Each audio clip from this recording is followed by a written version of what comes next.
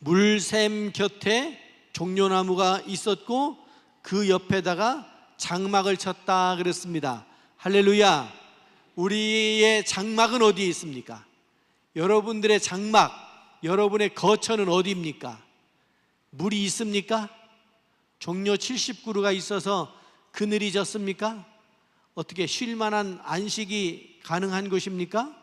오늘 마라에서 엘림으로 이렇게 제목을 정했는데, 우리의 신앙생활의 여정이 출애굽하여 광야를 지나가는 것과 같다고 말한다면 우리의 지금 현재의 위치는 어디에 있는가, 이거를 좀 이렇게 여러분들이 점검을 하실 수 있기를 바라고, 마라에 있을 수도 있어요, 엘림에 있을 수도 있어요. 그 과정 중에 있을 때 여러분들은 우리가 어떻게 이 믿음의 길을 가는 과정 중에 주님과 동행할 수 있을까, 어떤 신앙의 태도를 가지고 주님께 예배를 드릴 수 있을까, 주님께 더 가까이 나아갈 수 있을까, 이런 마음들, 이런 생각들을 하시며 오늘 말씀을 나누도록 하겠습니다. 홍해를 건너서 광야로 들어갑니다. 차를 타고 지나가면 금방 지나갑니다.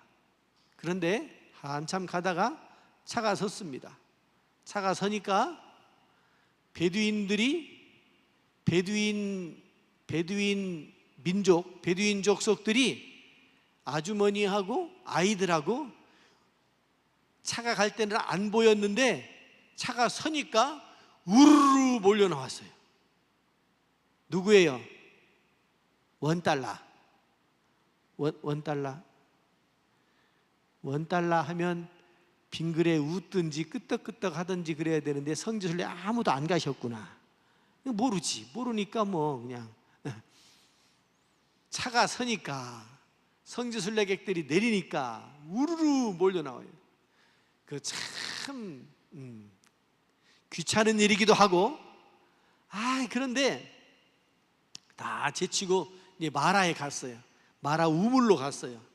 그 마라가 정말 이 모세가 이스라엘 민족이 만났던 그 우물이냐 하고 묻는 사람이 있습니다. 그 우물일까요? 아닐까요?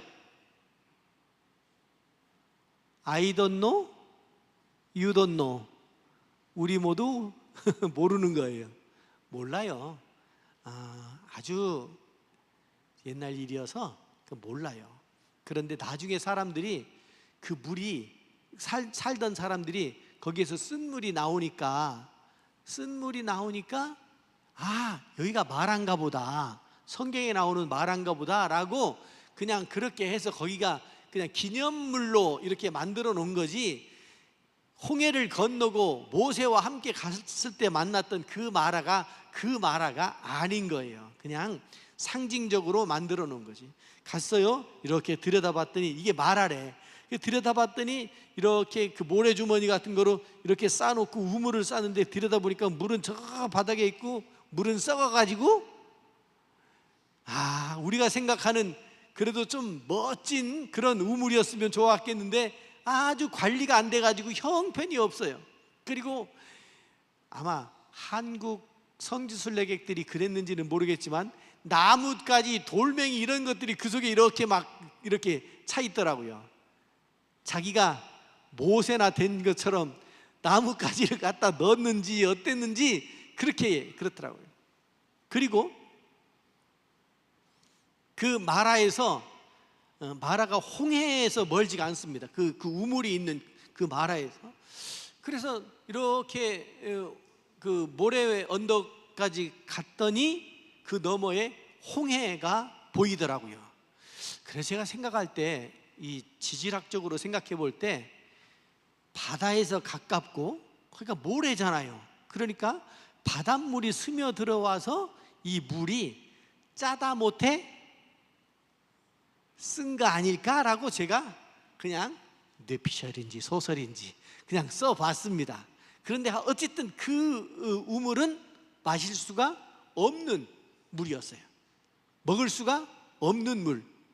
거기에 그냥 기독교 신앙하고는 전혀 상관없는 베두인들 애들 동원해 가지고 거기 쫙 그냥 장사하고 그게 끝인 줄 알았더니 좌판을 쫙 펼쳐놓고 그늘막 만들어 놓고 그 팔고 있더라고요. 그런데 참 팔아주고 싶기도 하고 필요한 것도 있기도 하고, 그런데 거기서 뭐 하나 사면 어떤 일이 벌어져요?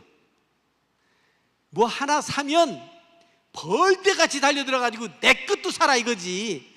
그래서 길을 나설 수가 없어요. 자, 마라 우물까지 갔어요. 정말 우리가 생각했던 그런 게 아니어서 좀 아쉽고 그랬지만 여러분, 거기까지 가는데 며칠 걸렸다고요? 홍해를 건너고 마라까지 가는데 며칠 걸렸다고요? 걸어서 갔잖아요. 3일 갔다고 그랬어요. 3일 가면 여러분, 마실 거 집에서 준비해 가지고 온 거, 출애굽할 때 가지고 나온 거 다 떨어진 거예요. 목마르잖아요. 사람이 목마른 거 하고 배고픈 거 하고 중에 어떤 게 더 어려워요? 예? 맞아요. 하나님이 사람의 몸을 70%를 물로 만들어 놓으셔가지고 수분이 보충되지 않으면 그냥 쓰러집니다. 이거는 하나님께서 그렇게 만들어 놓으신 겁니다. 의학적이라고? 본래 의학도 하나님께서 만들어 놓으신 거예요.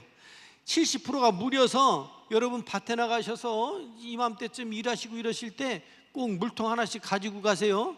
어떤 분 보니까 이만한 페트병 가지고 나가셔서 드시면서 일하시고 그러시더라고요. 잘하는 거예요. 물이 없으면 사람은 살 수가 없어요. 지금 인생의 문제가 물이 없는 거였잖아요. 지금 그 문제에 부딪힌 거잖아요. 이스라엘 민족이 우물을 만났어요. 어때요? 신나지요. 사막에서 오아시스 만나는 것처럼. 그런데 그 오아시스가 진짜 오아시스 그 우물이었지만 그들에게 신기루가 되어져 버리고 만 거예요. 왜요? 실체는 있지만 먹을 수가 없어요. 마실 수가 없어요. 그럼 무슨 소용이 있습니까? 여러분, 우리가 살면서 이 마라와 같은 환경에 놓일 때가 많습니다. 뭔가 있는 것 같고 뭔가 되는 것 같고 그래가지고 막 신났는데 가서 보니까 아무것도 없어요.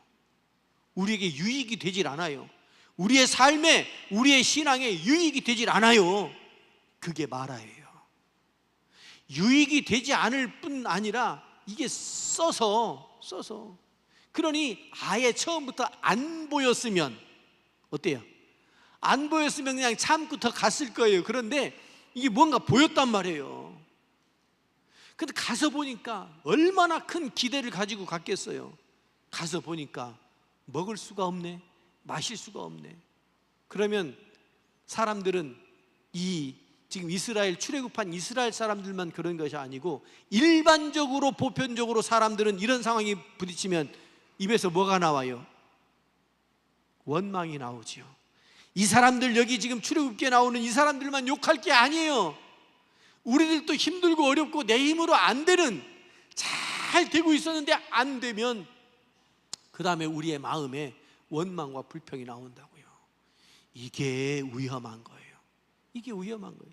이 원망과 불평이 나오니까, 그러니까 이걸 쏟아내는 거예요.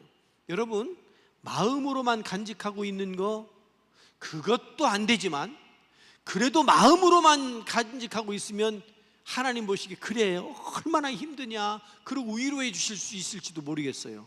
그런데 마음으로만 가지고 있지 않고 이거를 입으로 탁 발설하는 동시에 하나님께서 그걸 용납을 안 하시잖아요.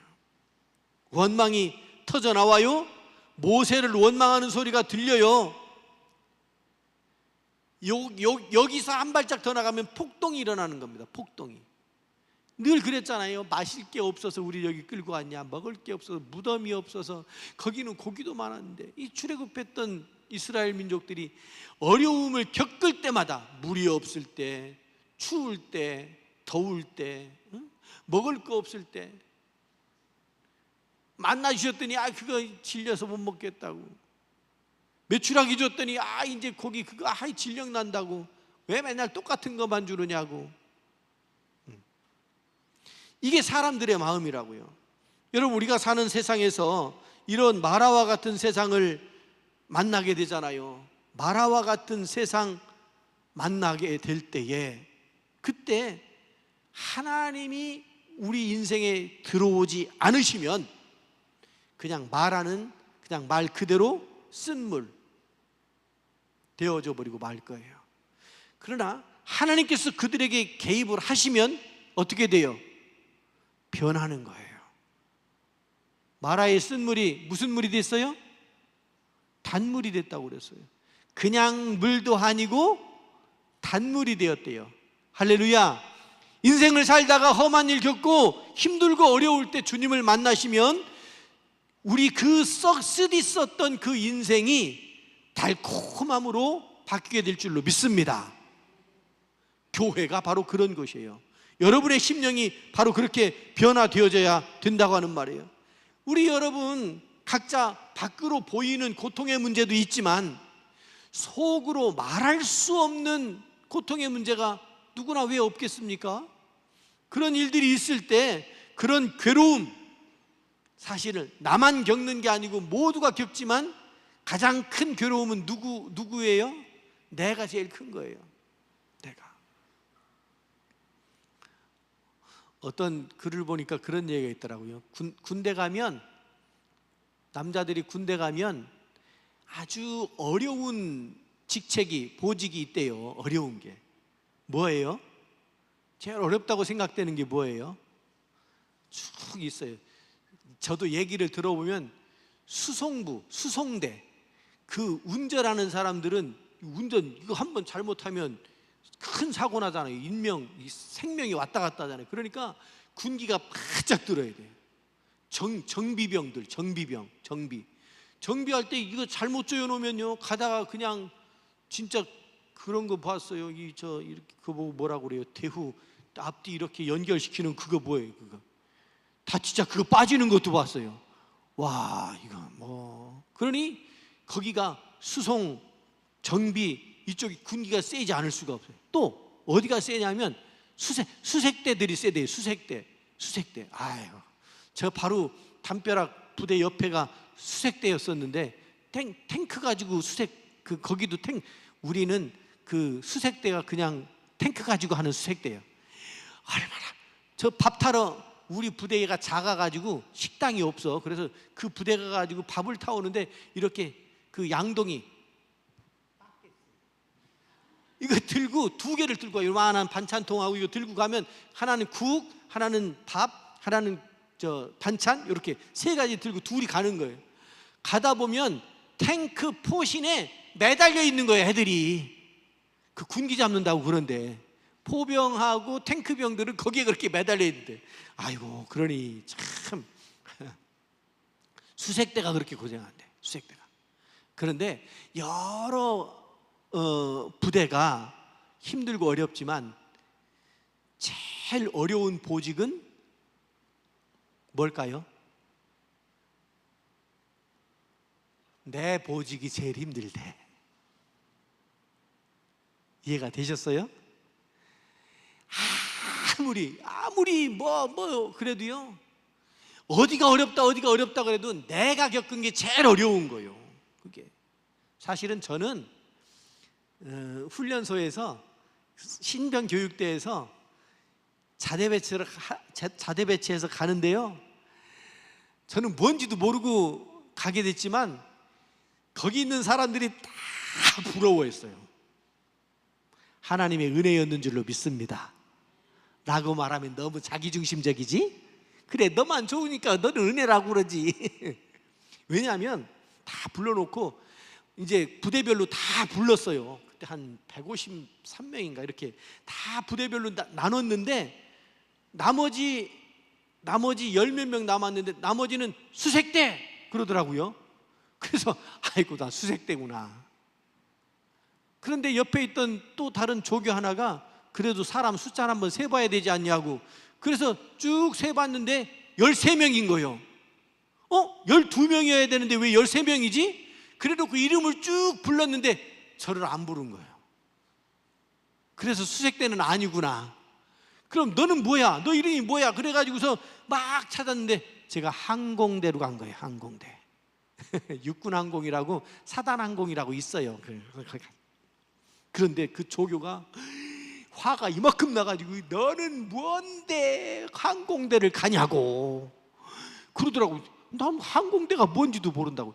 그런데요, 우리 여기 저 장로님들, 권사님들, 남자분들 이런 얘기하면 근데 이제 대부분은 안 가셔가지고 저게 뭔 소리 하는 건가. 그런데요, 더 속 뒤집어지는 일이 또 생겼어요. 사단 신병교육대 옆에, 저 용문산 옆에 종합사격장이 있는데 거기는 포도 쏘고 탱크도 쏘고 이렇게 사격도 하고 항공기 토우미사일도 쏘고 막 이러는 종합사격장이, 거기에 우리 대대장님이 그 사격장 사격하는 거 참관하러 왔다가 신병교육대 와가지고 대대장 1호차를 타고 와가지고 저를 태워가지고 부대에 들어간 거예요. 좋아요, 싫어요? 네? 저는 사실은 좋은지 싫은지 아무것도 몰라요. 갈 때 어떻게 가는지 아나. 처음 간 건데 타라니까 탔고 가니까 갔고 그랬는데 그날 저녁에 저 죽을 뻔했다니까. 고참들이 너는 뭔데 1호차 타고 들어오느냐고. 그게 본래 여기 저 장로님들 다 겪으셨잖아요.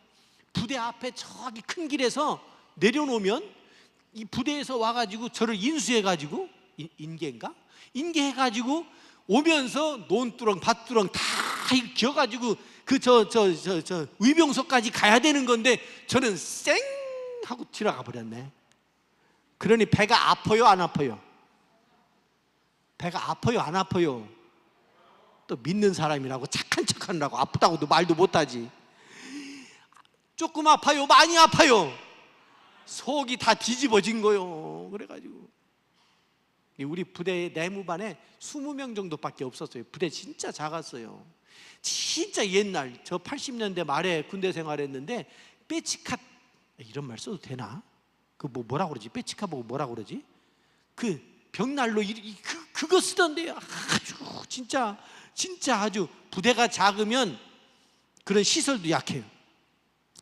갔는데 얼마나 힘들게 못 살게 구는지, 몸이 힘든 것보다 정신적으로 얼마나 힘들게 하는지. 밤에 저 군인들이 근무서러 나가잖아요. 경계 근무서러 나가는데 대대장님이 부르더니 너는 새벽 기도 해야 되니까 밤에 야간 근무 빼줄까? 이러시더라고요. 제가 뭐라고 그럴게요? 군기 바짝 들어 괜찮습니다 그랬더니 그래? 그래 그럼 그래야지. 그래서 10시부터 12시까지 초번 2시간 쓰고요. 말번이 4시 반부터 6시까지인데 말번 깨우면서 저를 4시에 깨우는 거예요. 2등병이 4시간 자고 새벽 기도하러 가는 거예요. 새벽 기도하러 갈 때 성경책 하나 끼고 옆에다가 쇠로 된 기름통 그거 보고 뭐라고 그래요? 집차 뒤에 달아놓고 다니는 거. 거기다가 기름, 난로에다 넣을 기름. 제가 11월 7일 날 자대에 갔으니까 겨울이잖아요. 그거 들고 이쪽은 이거 들고 이쪽은 성경책 끼고서 그거를 한 1km쯤 들고 이걸 가야 되는 거예요. 그래 가가지고 기름 넣고 불 켜고 난로 펴놓고 그러면 이제 대대장님도 오시고 쭉 와서 예배드리고 그랬었. 여러분 얼마나 힘들었는지 몰라. 여러분들 보시기에는 제가 뭐라고요? 아이고 항공대 나온 양반이 별소리 다 하네 그러실지 모르겠는데 진짜 제일 어려운 건 누구예요? 내가 겪은 게 제일 어려운 거예요. 내가 겪은 게. 그러니까 누가 어렵다고 그러거든 뭐 그런 거 가지고 그러느냐고 이러시지 마세요. 왜냐하면 그 사람 나름대로 진짜 어려운 거예요. 제가 왜 이 말씀 드리느냐면 제가 고생했다는 말씀을 드리려고 이 말씀을 드린 거예요. 그런데 여러분들이 다른 사람 옆에 있는 분들을 잘 이해하셔야 돼요. 뭐냐면 나보다 네가 더 고생하는구나 이 생각을 가져야 그리스도인인 거예요. 할렐루야. 뭘 그 정도 가지고 라떼는 하고 나가면 진짜 그다음부터는 꼰대가 되는 거예요. 덕이 안 세워져. 사람이 따를 수가 없어. 어른이건 애건 따르질 않아. 왜 내가 외톨인가 보세요. 그래서 외톨인 거예요.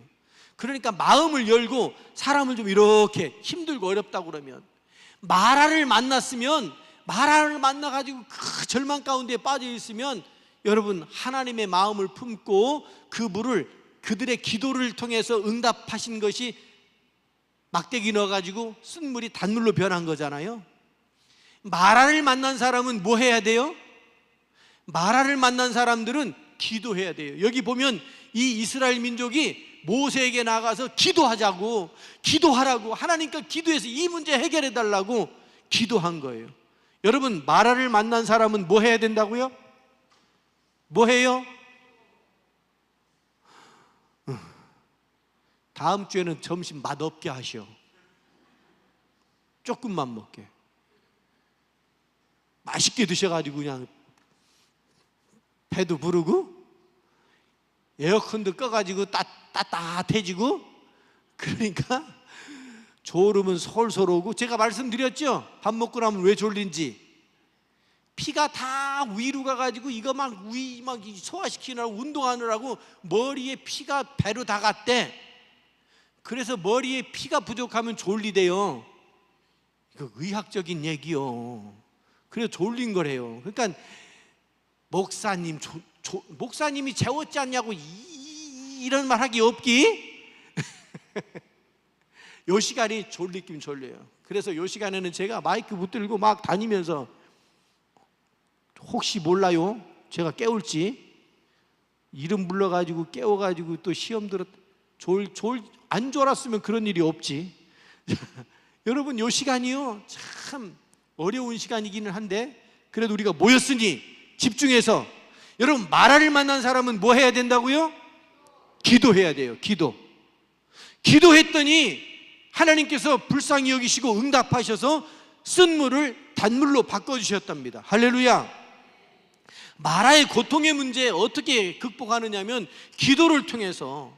또 하나, 원망과 불평이 없어야 돼요.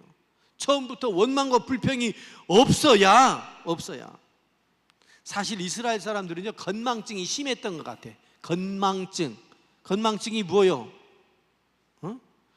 연세 드신 분들 조심하셔요. 금방 밥 먹고 나가지고 우리 며느리가 밥상도 안 차려준다고 그런데야. 뭐에 걸리면? 건망증은 치매하고 다르지요?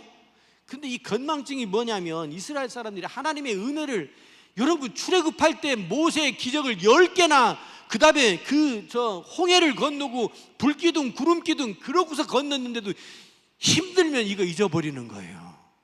힘들면 잊어버리는 거. 이게 건망증이에요. 건망증.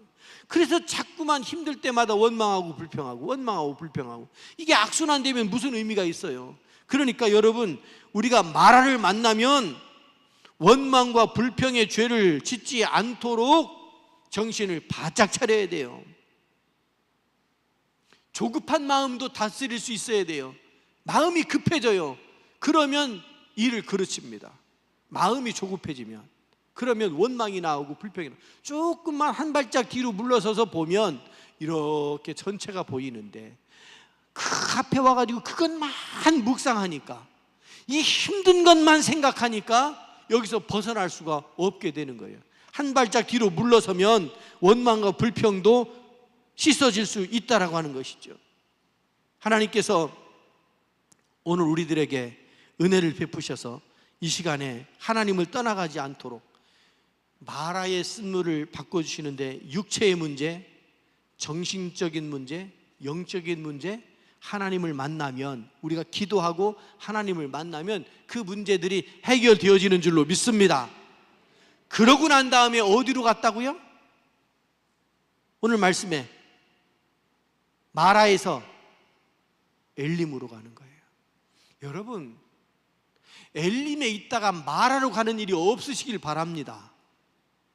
마라에 있다가 엘림으로 가실 수 있기를 바랍니다. 엘림으로 가서 거기서 장막을 쳤대요. 거기서 자리 잡고 거기서 살게 되었대요. 물론 일시적이긴 하지만. 엘림이 어떤 곳인데요? 샘이 몇 개요? 12개. 나무가 몇 개요? 종려나무 막 이파리 종려나무 70주. 가다가 봤어요. 가이드가 차를 세우더니 여기가 엘림입니다. 그러면 그런 줄 알지 뭐. 그래서 사진만 열심히 찍었지. 사진만 열심히. 그런데 진짜로 그 광야를 지나가다가 엘림을 딱 만났는데 천국 같은 거예요. 풀 한 폭이 없는 광야를 지나다가 그 오아시스를 만났는데 천국 같은 거예요. 여러분, 마라에만 머물러 있어서는 안 됩니다. 마라에서 나와서 기도하고 그 문제를 해결하고 단물 받고 그리고 이동하면 엘림까지 가게 되는 거예요. 여러분은 마라에 텐트를 칠 겁니까? 여러분 마라에서 자리를 잡을 겁니까? 엘림에서 자리를 잡을 겁니까? 여러분의 삶이, 여러분의 인생이 엘림이 되실 수 있기를 바랍니다. 여러분의 자리가 엘림이 되실 수 있기를 바랍니다. 여러분의 심령뿐만 아니라 여러분의 가정이, 여러분의 직장이, 여러분들이 접하고 있는 사회가 엘림이 되실 수 있기를 바랍니다.